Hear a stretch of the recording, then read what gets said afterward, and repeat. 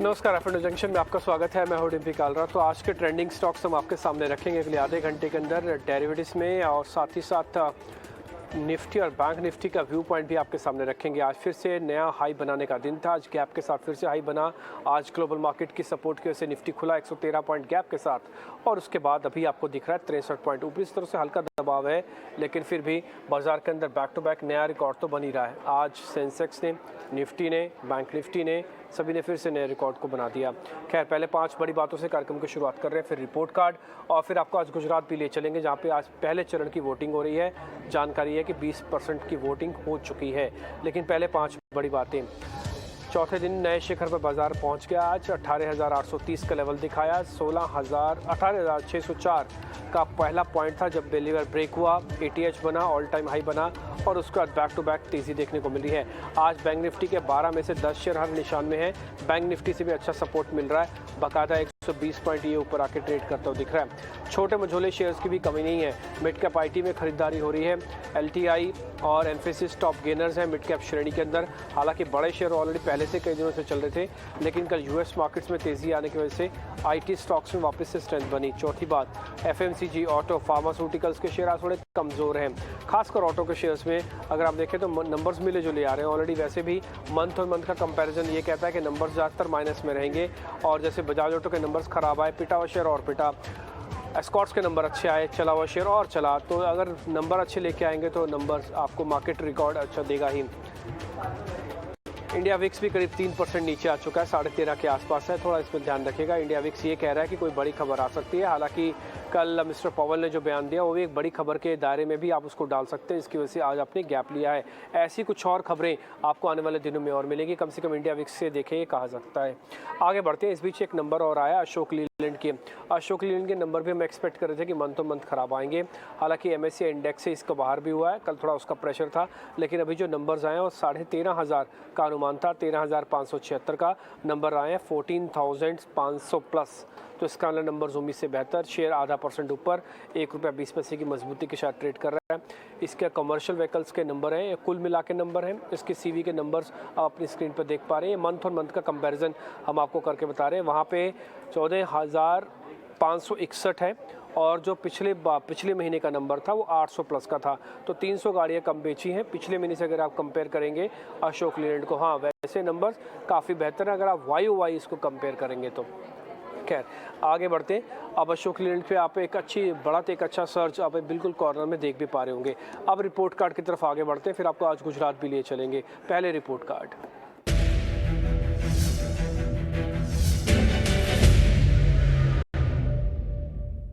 Financial के राहुल शर्मा हमारे साथ थे, उन्होंने कुछ एक ट्रेड आपके सामने रखे, तो उनका रिपोर्ट कार्ड हम लेके आए हैं। हिंडाल्को पे उन्होंने कहा था कि खरीदारी करके चलें। जब रात को रिसेशन को लेकर चिंता थोड़ी और कम हुई मिस्टर पॉवल के बयान के बाद, तो फिर से आज मेटल कंपनीज ज़ोरदार तरीके से चली हैं। थोड़ा डॉलर इंडेक्स भी नीचे आया हुआ था, तो उसका बेनिफिट भी इनके हक में आ गया।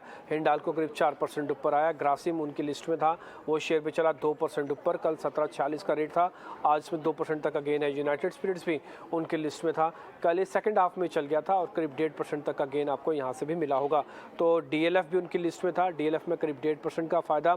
साथ ही साथ आइशर मोटर भी वो कह रहे थे कि यहाँ पे खरीदारी की जा सकती है, तो 1% तक का गेन यहाँ पर भी आपको मिला होगा। तो ये रिपोर्ट कार्ड के ज़रिए जो पिछले दिन के मेहमान होते हैं उनका हम एक आंकलन करने की कोशिश करते हैं कि जो स्टॉक्स दिए हैं उसका 24 घंटे के अंदर क्या असर आपके पोर्टफोलियो में पड़ता हुआ दिखा है।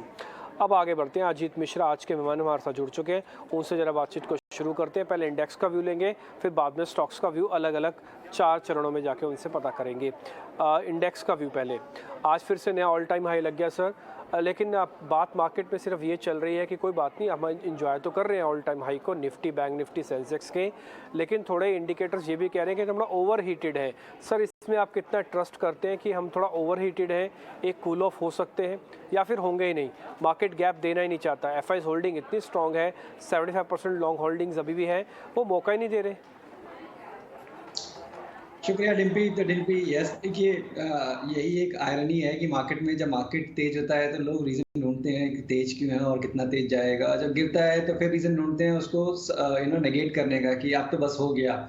तो देखिए इस मार्केट में वो नहीं है डिम्पी कि आप टॉप को आइडेंटिफाई करने की कोशिश करें। 18,600 का लेवल हमने ऑलमोस्ट साल भर के कंसोलिडेशन के बाद रिक्लेम किया है, और जब इस तरीके के लेवल्स रिक्लेम होते हैं तो मार्केट का थोड़ा एक्सटेंडेड मूव दिखाना, थोड़ा सा जहाँ पे कि आप इंट्राडे पे या डेली पे कह लीजिए थोड़ा ओवरबॉट है, स्ट्रेच चलना, इट्स कम्प्लीटली ओके। सबसे इम्पोर्टेंट बात यह है डिम्पी, देखिए पहले बैंकिंग केवल सपोर्ट कर रहा था मार्केट को, उसके बाद आईटी में रिकवरी आनी शुरू हुई और आज आईटी इंडेक्स में एक रिवर्सल आ गया है 11 महीनों की गिरावट के बाद। तो ये एक बहुत बड़ा कारण है। उसके अलावा अगर आप देखेंगे तो देखिए मेटल हो, एफएमसीजी हो, ऑटो हो, इन सभी सेक्टर्स के जो इंडेक्स मेजर्स हैं उनमें रोटेशनल बेसिस पे आपको बाइंग दिख रही है। तो इंडेक्स में कोई भी एक बड़ी गिरावट की उम्मीद करना मेरे हिसाब से थोड़ा सा जल्दी ही होगा। और जैसे हमने शायद पहले बात की कि 18,700 के ऊपर सीधा 19,000 का लेवल दिखता है अपने को, कि वहां जाके क्योंकि वो एक नया माइलस्टोन होगा तो वो जाके एक शायद पॉज होगा, बट टोन पॉजिटिव रहेगा। तो अभी आपको ये देखना है कि 18,300 से लेकर 400 का जोन पोजिशनली अगर आप ट्रेड कर रहे हैं तो तब तक आपको बाइंग की अपॉर्चुनिटी ढूंढनी है इंडेक्स में। इंट्राडे में भी मेरे हिसाब से आपको देखिए आज क्योंकि एक्सपायरी है, वीकली एक्सपायरी है, थोड़ा प्रेशर जरूर है 18,900 की कॉल की राइटर्स की वजह से। तो मुझे लगता है कि इंट्राडे में दोबारा आपको करीब 18,750 700 का जोन अगर मिलता है तो वहां पे आपको बाइंग की अपॉर्चुनिटी देखनी चाहिए, अभी के करंट लेवल्स पे नहीं। बैंकिंग में पूरा हफ्ता आपने कंसोलिडेशन में देखा, कल के सेशन में भी वॉलिटिलिटी काफी ज्यादा थी बट अपर बैंड के पास ही बंद हुआ। तो यहाँ पे मुझे लगता है कि तेजी का दौर बना रहेगा, बट यस यहाँ थोड़ा कंसर्न मेरे को ये है कि पीएसयू बास्केट में जो पीएसयू इंडेक्स है उसमें अभी हाल फिलहाल में जो मंथली बेसिस पे जो रेजिस्टेंस है उसने वो टेस्ट कर लिया है। तो पीएसयू स्टॉक से थोड़ा सा बच के रहें। थोड़ा वहां पे अगर आपकी एग्रेसिव पोजीशन है को राइज ऑलमोस्ट वर्टिकल था तो वो थोड़ा सा आपको ध्यान रखने की जरूरत है कि स्टॉप लॉसेस बहुत स्ट्रिक्ट रखने पड़ेंगे, अदरवाइज करेक्शन भी उतनी शार्प हो सकती है। प्राइवेट बैंक के साथ चलें वो ज़्यादा अच्छा रहेगा। ओके ठीक है, मैं आपसे अलग अलग स्टॉक्स के बारे में तो राय लूँगा ही लूँगा, लेकिन हाँ आपने जो अपना व्यू पॉइंट रखा अभी मार्केट के स्टडी को लेकर वो तो खैर देखने को मिल ही रहा है। खैर इस बीच में वापस लौट आते हैं, आज के ताज़ा खरीदारी वाले शेयर्स आपकी स्क्रीन पर आएंगे।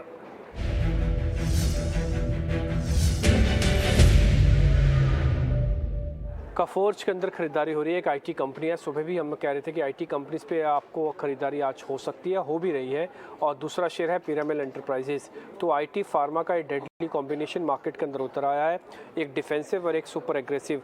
तो इन दोनों शेयर्स पे एक बार जरा चेक कर लीजिएगा सर क्या करना चाहिए। ये पिरामिल एंटरप्राइज जो भी अपनी स्क्रीन पर आप देख पा रहे हैं हार्डकोर अब फाइनेंशियल कंपनी है, क्योंकि पिरामिल फार्मा अब अलग हो चुकी है इससे। डिम्पी देखिए पहले आईटी की बात करते हैं। तो देखिए आईटी में जैसे हमने बात की कि ट्रेंड रिवर्सल हुआ है और कोफोर्ज के लिए एक डिस्क्लेमर कि आज ही हमने अपने क्लाइंट्स को रिकमेंड किया है पोजिशनली इसको बाय करने के लिए करीब करीब 41-60 के अराउंड के लेवल्स पे, और 4780 का हमने टारगेट दिया है एंड 3890 का हमने स्टॉप लॉस बोला है उनको। ये करीब एक महीने का ड्यूरेशन के लिए हमने रिकमेंड किया अपने क्लाइंट्स को बाय करने के लिए। तो देखिए आईटी में जिस तरीके से हमने रिवर्सल देखा है मुझे लगता है कि इतनी जल्दी फेड आउट होने वाला है। मार्केट में थोड़ा कंसोलिडेशन जरूर हो सकता है। मिड कैप आईटी काफी अच्छा कर रहा है, चाहे वो कोफोर्ज हो, चाहे टीटीएस हो, चाहे एलटीआई हो। पिरामिड एंटरप्राइज में भी देखिए रिकवरी जरूर है डिम्पी, बट ट्रेंड अभी भी डाउन है। तो यहाँ पे रिकवरी अगर आप प्ले कर रहे हैं तो इस रिकवरी में करीब करीब आपको 900-910 तक के लेवल देखने को मिल सकते हैं और 820 ये आपका स्टॉप लॉस होगा। तो रिस्क रिवॉर्ड अभी फेवरेबल है, मेरे हिसाब से डेफिनेटली अटेम्प्ट कर सकते हैं कंसिडरिंग कि काफी लंबे टाइम बाद इस तरीके की रिकवरी देखने को मिल रही है पीईएल में। ओके ठीक है, तो आप कफोर्ज का जो टारगेट दे रहे हैं एक बार हम वापस स्क्रीन पे ले आते हैं। साथ ही पिरामिल सर पिरामिल का टारगेट वगैरह देंगे आप कुछ? पिरामिड का देखिए 900-910 आपका टारगेट होना चाहिए, 825 का स्टॉप लॉस। ओके ठीक है, 900 तक का आपका टारगेट, 820 का एक स्टॉप लॉस है। कफोर्ज और पिरामिल दोनों सर ने पास किए हैं, दोनों में पोजीशंस ली जा सकती है। इसमें हम एनालिस्ट को पूरी फ्रीडम देते हैं, चाहे तो हमारे शेयर्स गिरा दें, उसकी जगह वो रिप्लेसमेंट दे रहा है तो रिप्लेसमेंट दे सकता है। अगर उनको ये दोनों शेयर्स ठीक लगते हैं तो देख सकते हैं वो भी। जैसे कफोर्ज को लेकर उन्होंने खुद ही डिस्क्लोजर दे दिया कि उन्होंने अपने क्लाइंट्स को आज ही प्लस करवाया, तो आप भी आज ही इसको देख सकते हैं। इस बार शेयर को लेवल्स आपकी स्क्रीन पर आ रहे हैं, 4780 तक का टारगेट है, 3890 तक का एक स्टॉप लॉस है। बड़ा टारगेट और थोड़ा सा डीप स्टॉप लॉस है, तो वॉल्यूम कम करके इसको मैनेज किया जा सकता है। दूसरा आपकी स्क्रीन पर आ ही गया कि वहाँ पे कैसे ट्रेड लेना है। आगे बढ़ते हैं, शॉर्ट कवरिंग के दो शेयर आपके सामने और उतारते हैं। एक है एनएमडीसी।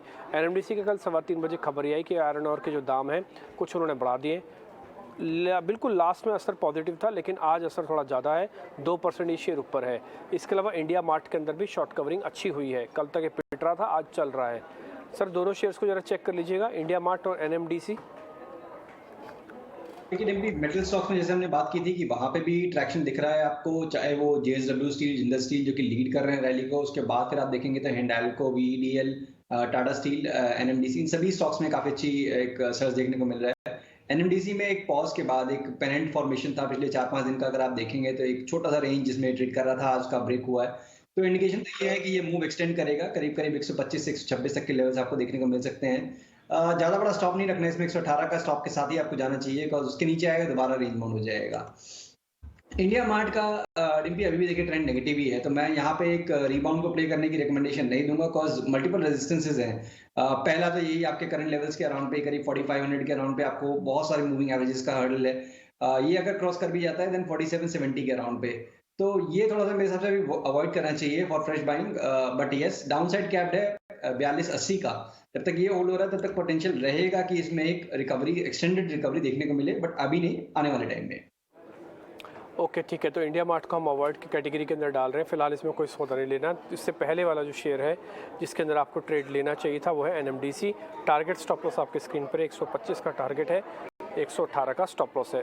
तो 3 शेयरों का चुनाव अब तक हो चुका है। एक तो एनएमडीसी है, दूसरा कफोर्ज है जिसके अंदर आप एक प्ले देख सकते हैं, और तीसरी शेयर्स की कैटेगरी में अगर आप देखेंगे तो आपको मिल जाएगा ट्रेड पिरामिल एंटरप्राइजेस का। तो Coforge, Piramal enterprises, NMDC, IndiaMART को हमने अभी अवॉइड की कैटेगरी में डाल दिया। इंडेक्स को लेकर व्यू यही है कि आप ट्रेडिंग स्टॉप लॉस लगा के चलें। 19,001 का पॉइंट है जहाँ पर आके थोड़ी रैली रुकने के चांसेस हैं, बट टोन पॉजिटिव रहेगी, यानी कि मौके छोटे छोटे ही मिलेंगे। तो आप चाहें तो धीरे धीरे करके प्रॉफिट बुक कर सकते हैं। बाकायदा हम निफ्टी और बैंक निफ्टी पे होल्ड कर देते हैं, इसको बाय की लिस्ट में न डालते हो, होल्ड की कैटेगरी में डालो। जिनके पास से सौदे वो बने रहे, और जिनके पास नहीं है या तो डिप की वेट करो, या तो फिर थोड़ा रिस्क रिवॉर्ड ज़्यादा होगा, आप वैसे देख सकते हैं। ठीक है, आगे बढ़ते हैं। अब जरा मंदी वाली शेयर्स की कैटेगरी की शुरुआत करते हैं। तो आज के मंदी वाले शेयर आपकी स्क्रीन पर आएंगे।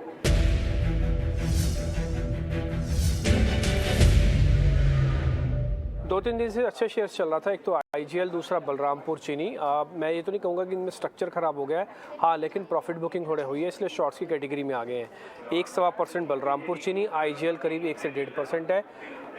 एक बार अजीत जी इनको चेक कर लीजिए, प्रॉफिट बुक सीवियर होने वाला है तो नए शॉर्ट्स भी बनाए जा सकते हैं। अगर ये सीवियर नहीं होने वाला, छोटा मोटा क्रैक ही है, तो फिर देखेंगे फिर जैसे जैसे होगा। बिल्कुल डिम्पी, तो देखिए पहले आईजीएल की बात करते हैं। अगेन एक डिस्क्लेमर कि हमने अपने क्लाइंट को रिकमेंड कर रखा है, टोन पॉजिटिव है स्टॉक में, जस्ट एक हायर लेवल्स पे थोड़ा प्रॉफिट टेकिंग कंसोलिडेशन दिख रहा है, जो स्विंग हाई से करीब 450 को रीटेस्ट करने के बाद। तो मेरे हिसाब से इसमें कोई अभी प्रॉब्लम नहीं है। इनफैक्ट आप अगर आपको 425 के लेवल्स मिलते हैं तो वहां पे आपको बाइंग के लिए अपॉर्चुनिटी देखनी चाहिए। दूसरा stock Dimpy, can you repeat the name please? हाँ, दूसरा शेयर है सर बलरामपुर चीनी।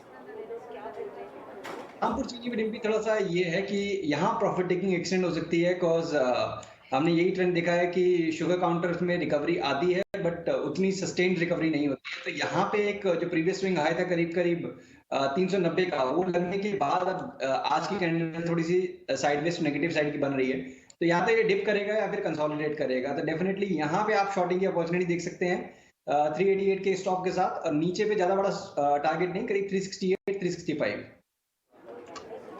ओके ठीक है, तो बलरामपुर चीनी पे लेवल्स आपकी स्क्रीन पर अभी आ जाएंगे। इसके पहले वाला जो शेयर है हमने आपके सामने रखा आईजीएल, इसको अभी शॉर्ट करने की कोई खास ज़्यादा बड़ी ज़रूरत दिख नहीं रही है, लेकिन बलरामपुर चीनी 368 और 388 एक्चुअली में ना कमोडिटीज़ प्ले होता है। कमोडिटीज़ में होता क्या, 3-4 दिन तो अच्छा मूवमेंट होता है, लेकिन उसके बाद ना वो जल्दी ठंडा भी हो जाता है। राइज भी स्पाइक के साथ आता है, तो फॉल भी फिर वर्टिकली होता है उसके अंदर। तो इसलिए बलरामपुर चीनी में अगर कोई सौदा शॉर्ट करना चाहता है, थोड़ा डीप है अभी जगह है 10 रुपये की, तो आप चाहें तो एक बार शॉर्ट कर सकते हैं। 388 का एक स्टॉप लॉस ज़रूर रख लीजिएगा। अब आपको अगर लगता है कि मैं शॉर्ट नहीं करूंगा, ट्रेंड बहुत पॉजिटिव है, मेरे को शॉर्ट नहीं करना, मैं करना नहीं चाहता, तो फिर आपकी मर्जी है। अगर आपको लग रहा है मेरे पास बहुत लॉन्ग पोजीशंस हैं, मेरे को कुछ शॉर्ट्स वाले शेयर चाहिए, तो उसमें से एक शेयर ये हो सकता है। अनवाइंडिंग के शेयर्स भी हमने निकाल रखे हैं आपके लिए, वो है BHEL और BEL, भारत इलेक्ट्रॉनिक लिमिटेड। इन दोनों को भी एक बार जरा चेक कर लीजिए। अगर अनवाइंडिंग सीवियर होने वाली है तो, हालांकि BHEL तो अनवाइंड हो ही नहीं रहा, वापस से फ्लैट हो गया है, एक बार जरा चेक कर लो सर डाटा। BEL का चेक करो, BHEL छोड़ दो सर। देखिए BEL में तो डिम्पी थोड़ा सा अनवाइंडिंग दिख रहा है, और चार्ट पे भी दिख रहा है जिस तरीके से अभी हाल फिलहाल में इसने करीब 114-15 के लेवल्स के अराउंड पे कंसोलिडेट किया, कहीं ना कहीं एक राउंडिंग सा टॉप बन रहा है, तो ये कुछ अच्छे साइन नहीं है। वैसे अगर आप देखेंगे तो ज्यादातर इन सभी स्टॉक्स ने, चाहे डिफेंस से रिलेटेड जितने भी स्टॉक्स हैं, काफी अच्छी परफॉर्मेंस ऑलरेडी दे चुके हैं। तो थोड़ा कंसोलिडेशन होना, थोड़ा प्रॉफिट टेकिंग होना बनता है। मेरे हिसाब से प्रॉफिट टेकिंग एक्सटेंड हो सकती है इसमें, तो करीब करीब 100 के अराउंड पे, 98 के अराउंड पे जाके मुझे लगता है कि ये स्टेबलाइज होना चाहिए। तो अभी के हिसाब से तो डेफिनेटली अगर आपके पास पोजीशन है, आपको बुक करना चाहिए। शॉर्टिंग की रिकमेंडेशन नहीं दूंगा, कॉस्ट ट्रेंड काफी स्ट्रांग है, काफी पॉजिटिव है। बट यस, अगर आपके पास एग्जिस्टिंग कोई पोजीशन है, you should definitely book. Okay, ठीक है। अभी आपसे हम अपने ट्रेडिंग कॉल्स भी पता कर लेते हैं अजीत जी। जो हमने शेयर्स पता करने थे वो ऑलमोस्ट हमने पता कर लिए, 2 शेयर रह गए, समय बचेगा तो मैं वो भी ले लूँगा। पहले आप जरा अपनी ट्रेडिंग कॉल्स हमको बता दीजिए। बिल्कुल टिप्पी, देखिए दोनों ही रिकमेंडेशन बाय साइड पे होंगी। पहला रिकमेंडेशन एबीएफआरएल पे होगा। काफी अच्छी करेक्शन के बाद एक बेस फॉर्मेशन हुआ है पिछले करीब 6-7 सेशन में, और अब ये एक रिकवरी के लिए तैयार दिख रहा है। छोटा सा स्टॉप लॉस रहेगा करीब 310 का, 328 तक के टारगेट्स के लिए आप इसको लॉन्ग कर सकते हैं। मेटल्स में जैसे हमने बात की, यहाँ तेजी बनी हुई है। हिंडाल्को में एक फ्रेश ब्रेकआउट आया है, मुझे लगता है कि मोमेंटम कंटिन्यू रहने वाला है। करीब 482 तक के लेवल्स आपको शॉर्ट टर्म में देखने को मिल सकते हैं, तो यहाँ पे भी आप लॉन्ग करें 455 के स्टॉप लॉस के साथ। ओके, ठीक है। तो आदित्य बिरला फैशन, एक तो 328 का टारगेट आपके लिए, 310 का स्टॉप लॉस है। दूसरा शेयर है हिंडाल्को का, मेटल्स में जैसे हम बात भी कर रहे थे आपके लिए 482 का टारगेट और 455 का स्टॉप लॉस है। तो 2 अजीत जी के ट्रेड भी हो गए हैं, आप नोट कर लीजिएगा। हमारी कोशिश ये है कि सौदे थोड़े कम ही रखें, जितने कम होंगे उतना अच्छा होगा, उसको मैनेज करना बेहतर होगा, और जितने कम सौदे होंगे तो उसके साथ आप अपने मार्जिन्स को भी अच्छे से मैनेज कर पाओगे। तो ये लिमिटेड स्टॉक्स हम आपके सामने आज के शेयर में कार्यक्रम में रख रहे हैं। रिपोर्ट कार्ड कल एक बार आपको वापस से दिखा देंगे। आगे बढ़ रहे हैं, एक बार ज़रा पूजा को भी कनेक्ट कर लेते हैं पहले, और उसके बाद समय बचेगा तो आपके सामने 2 शेयर और पता कर लेंगे। पहले पूजा से जुड़ते हैं और उनसे ये पता करते हैं जो श्रीराम सिटी यूनियन और साथ ही श्रीराम ट्रांसपोर्ट की कल रिकॉर्ड डेट थी, 30 तारीख थी दोनों के मर्ज होने की। लास्ट बहुत ज़ोर से चले दोनों शेयर, दोनों बकायदा 8% ऊपर थे, लेकिन आज ज़्यादातर शेयर वापस प्रॉफिट बुकिंग के शिकार हैं। नई कंपनी जो बनने जा रही है श्रीराम फाइनेंस लिमिटेड, इसकी रूपरेखा क्या होगी एक बार जरा वो हमको बता रही है। पूजा बताएं। जी, श्रीराम ग्रुप का मर्जर अब पूरा हो चुका है। कल कंपनी के मर्जर की रिकॉर्ड डेट थी और अब वो मर्जर पूरा होता हुआ नजर आया। और उसके पहले हमने देखा कि दोनों ही स्टॉक में, श्रीराम सिटी यूनियन फाइनेंस और श्रीराम ट्रांसपोर्ट फाइनेंस, दोनों ही स्टॉक में शानदार तेजी भी देखने को मिल रही थी कल रिकॉर्ड डेट वाले दिन। अब इसमें Shriram transport finance, Shriram city union finance और श्रीराम कैपिटल का मर्जर पूरा हो चुका है। मर्जर के बाद कंपनी देश की सबसे बड़ी रिटेल फाइनेंस कंपनी बन चुकी है। मर्जर के बाद नई कंपनी का नाम जो होगा वो श्रीराम फाइनेंस होगा। इसका एक बार एक साइज आपको बता देते हैं कि मर्जर के बाद किस तरह की पिक्चर नजर आएगी। तो मर्जर के बाद जो नई कंपनी के आंकड़े होंगे वो ब्याज से आय को अगर देखेंगे तो करीब 13,300 करोड़ का आंकड़ा होगा। AUM 1.6 लाख करोड़ का होगा। ग्राहक जो होंगे वो 2 करोड़ कंपनी के हो जाएंगे। डिस्ट्रीब्यूशन नेटवर्क करीब 3500 जगह पर कंपनी के डिस्ट्रीब्यूशन नेटवर्क होंगे। एम्प्लॉयज की बात करें तो एम्प्लॉय साइज जो है वो 50,000 की हो चुकी होगी और 2,850 से ज्यादा नए ब्रांच होंगे। अब इसमें आपको बता दें कि NII के हिसाब से अगर देखेंगे तो श्रीराम ट्रांसपोर्ट से करीब 9,300 करोड़ की आय आती है और श्रीराम सिटी यूनियन फाइनेंस से करीब 4,000 करोड़ की NII से योगदान मिलेगा। तो कुल मिला के बात करें तो NBFC स्पेस की एक बड़ी कंपनी नजर आएगी। और क्योंकि ट्रांसपोर्ट फाइनेंस में ज़्यादा एक्सपोजर है तो उस फील्ड में भी अगर हम देखेंगे तो एक बड़े प्लेयर के रूप में बनते हुए दिखाई देगी श्रीराम ट्रांसपोर्ट फाइनेंस। तो याद रखिए, नाम जो बदल के है मर्जर के बाद इस कंपनी का जो नाम है वो बदल के अब श्रीराम ट्रांसपोर्ट फाइनेंस हो चुका होगा। इस बात का आप ध्यान रखिए। ठीक है पूजा, शुक्रिया ये जानकारी देने के लिए कि नई कंपनी का स्वरूप इस समय कैसे निकल के आएगा, क्योंकि कल रिकॉर्ड डेट थी। कल तो तेज़ी थी लेकिन आज से 4% बकायदा अब नीचे है। आगे बढ़ते हैं, अब अजीत जी से वापस कनेक्ट करते हैं। अजीत जी, आप कोई ऑप्शन का सौदा है आपके पास? हमारे पास इंडेक्स ऑप्शंस का एक सेगमेंट है, अगर कोई ऑप्शंस आप देना चाहते हैं आप फ्री हैं इंडेक्स की देने के लिए, स्टॉक्स की देने के लिए। हाँ तो देखिए डिम्पी, अभी जिस तरीके से ट्रेंड चल रहा है मेरे हिसाब से बैंकिंग का पार्टिसिपेशन बाकी है। तो यहाँ पे आप देख सकते हैं बैंकिंग में करीब 43,600 वाली कॉल नेक्स्ट वीक की एक्सपायरी की, उसको आप लॉन्ग कर सकते हैं। और ज़्यादा बड़ा स्टॉप लॉस नहीं रखेंगे हम, 43,400 का स्टॉप रखेंगे और करीब करीब 44,000 के टारगेट्स के लिए आप उसको लॉन्ग कर सकते हैं। ठीक है सर, ऑप्शन का ये जो स्ट्राइक आप बता रहे हैं 43,600 वाली, इसका सर भाव क्या चल रहा होगा, अभी रेट क्या आ रहे हैं? एक सेकंड भी मैं इसको शेयर करता हूं आपके साथ, बिकॉज ये अभी करंट वीक की एक्सपायरी के आपके पास अभी ज़्यादातर रेट दिखते हैं, चल रहे होते हैं सामने। तो इसमें देखिए 43,500 मेरे पास 298 दिखा रहा है अभी, और इसी के करीब ही शायद कुछ होना चाहिए आपको।